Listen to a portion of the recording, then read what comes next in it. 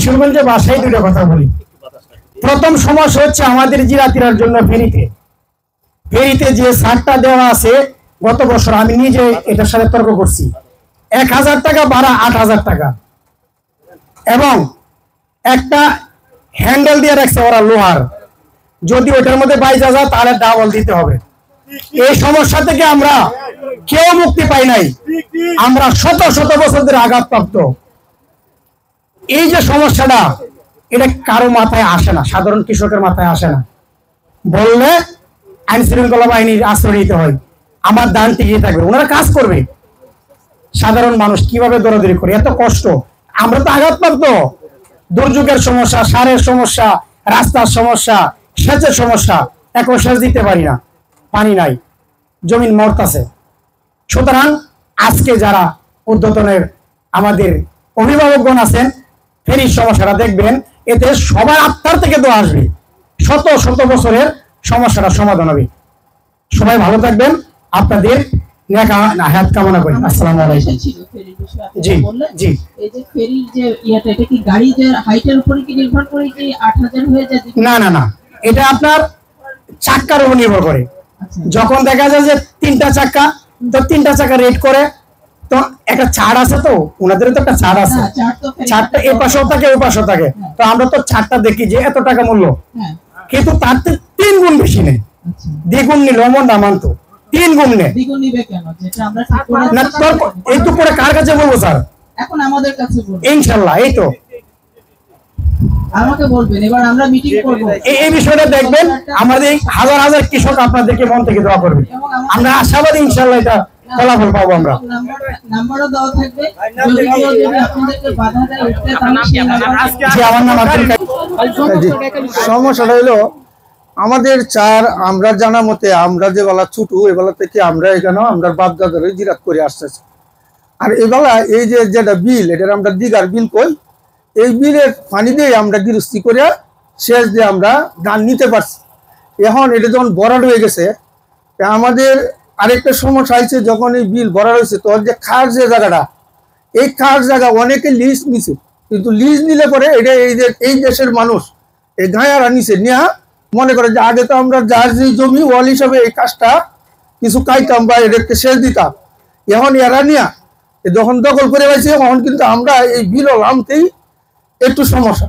আর একটু সমস্যা হলো যে এই বিল আমরা এনেই জিরাত করি এই বিলের পারে, কিন্তু আমরা একটা মাছ খাইতে পারি না, বাধা। এরা ডাকে আনে, পরে আনে এই বিল ধরে এরা এইভাবে, এই যে কিন্তু আগে একজনে বলে গেছে যে এরকম ভাবে শীত এই মানে পরে শুকাইয়া পরে বীজ দিয়ে পর্যন্ত মাছটা মারিয়া নিয়ে যা, তখন কিন্তু আমরা এই যে হাঁস মুরগি বা আমরা চলাফেরা খুবই সমস্যা। কারণ আমাদের তো নলকূপ নাই যে নিচের পানি তুলে খাইয়া, আমরা এই বিলের পানি খাইতে হয়। তাইলে স্যার এই যে আমাদের যে সমস্যা, আরেকটা সমস্যা হলো যে আমরা এই বিলটা দুধু করো নয়, বা দুধু এই খালটা দুধু আমাদের এই নতুন গাঙ্গে যেটা এই 2-3 কিলো হইব, এনে নিলে আমাদের কৃষকের অনেক মনে হয় সহজ হবে, বা আমরা গৃহস্থী করতে বা এই ফসল মারাইতে আমাদের সুবিধা হবে। এই হলো আমাদের সমস্যা। এই আগে আর আমরা যদি রাস্তাটা ওইটা তো আরো বলছে, রাস্তাটা যদি হইতে আমাদের সুবিধা হয় আর কি। আসসালামু আলাইকুম। গাড়ি নিয়ে আসছি বাড়ি থেকে, আগে একটা হ্যান্ডটুলি বড় গাড়ি 30 টাকা নিত, কাইলে গাড়ি 30 টাকা নিত, আজকে আসার পরে 200 টাকা দিয়ে গাড়ি নিয়ে যাও, টাকা না দিলে গাড়ি উঠে দিও, আমরা গাড়ি দিয়ে ঠেলাইতেছে উঠে নিয়ে যেতাম। আচ্ছা, আমরা এটা দেখছি ঈদের সময়, আমরা আমাদের মোবাইল কোড গুলো কিন্তু অ্যাক্টিভেট আছে, তারা কিন্তু কাজ করছে। স্যার আর আমরা একটু জিরাত করতে, এদিকে টিউবওয়েলের দরকার, আমরা পানি খেতে পারি না, বিলের পানি তো আমাদের মুরব্বীরা বলছে এটি হিচার নিয়ে যা। অলরেডি কিন্তু আমি জনস্বাস্থ্যকে, আমার কাছে যখন আমার ইউনোর সাথে কথা হয়েছিল 15 দিন আগে, আমি তাদেরকে বলেছি যে আমার বড় ভাই বলছে ফেরির সমস্যাটা আমাদের বেশি।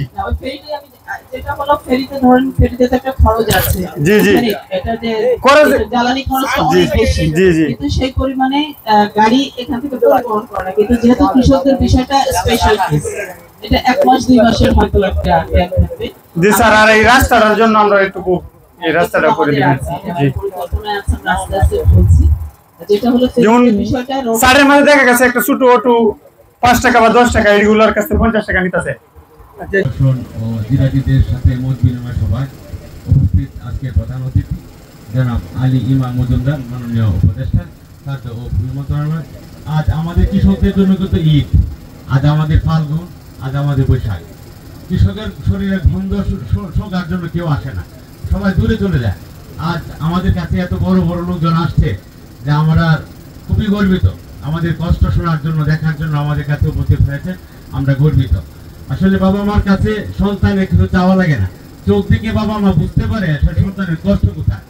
আমরা যারা কৃষক, আমাদের দেখি তো এই মহাগুণিজন আসছেন, ওরা বুঝবেন। এরপরেও আমাদের তো একটা কষ্ট আছে এখানে, এই খরা, বৃষ্টি, ঝড় সবকিছু আছে। ঝড়ের সময় আমাদের আশ্রয়ের কোনো নাই, অনবসর থাকে না। আর যখন আপনার শিলাবৃষ্টি হয়, তারপর এই কি বলে বর্জ্য হয়, বর্জ্য থেকে রেহাই আমাদের কোনো উপায় থাকে না, একমাত্র আল্লাহ ছাড়া। তারপর এখান থেকে যখন আমরা কার্তিক মাসে গড় নিয়ে আসি, প্রায় 1-2 কিলোমিটার রাস্তা আসার পরে আমাদের আর খাল নেই, আর রাস্তা নেই। তখন আমরা ওই 1-2 কিলোমিটার রাস্তা এই পানি কাদা দিয়ে মাথায় বোঝা বহন করে আসে আমাদের ঘর দাঁড় করানো হয়। তারপর কিছুক্ষণ আগে আমার বড় ভাই বললো যে আমাদের এই যে বিল সেচ দিয়ে নিয়ে যায়, অল্প একটা বিলের দুপাশেই আমরা ঘর তৈরি করে আমরা এখানে বসবাস করতেছি। ওই বিলটা একটা কুতুবলী মহল আছে, এটা সেচ দিয়ে মাছ ধরে নিয়ে যায়। তখন আমাদের যে বীজ ধান বপন করে এখানে পানি দেওয়ার আমাদের বিশাল একটা সমস্যা হয়ে যায়। আমাদের গোসল, আমাদের খাবার দাবার, গরু, হাঁস, মুরগি সব নিয়ে আমরা বিপাকে পড়ে যাই। তো এই বিপদে কোনো রাস্তা আমরা আদৌ পর্যন্ত খুঁজে পাইনি। তো স্যাররা যেহেতু আসছেন, আমাদের অভিভাবক, তো আপনারা এর একটা সদিচ্ছা রাখবেন। কৃষক বাঁচলে দেশ বাঁচবে। একটা কথা আছে না যে আসলে ভদ্রপল্লীতে ঈশ্বর থাকে, দরিদ্র পল্লীতে নয়। আমার মনে হয় আসলে এটা উল্টে গেছে। আজকে আমাদের গুণীজনরা আমাদের কৃষকের সাথে আসছেন, আমাদের সকল দুর্দশা লাঘবান হবেন, এই আশা ব্যক্ত করি আমার ছোট্ট বক্তব্য শেষ করলাম। আসসালামু আলাইকুম ওয়া রাহমাতুল্লাহি ওয়া বারাকাতুহু।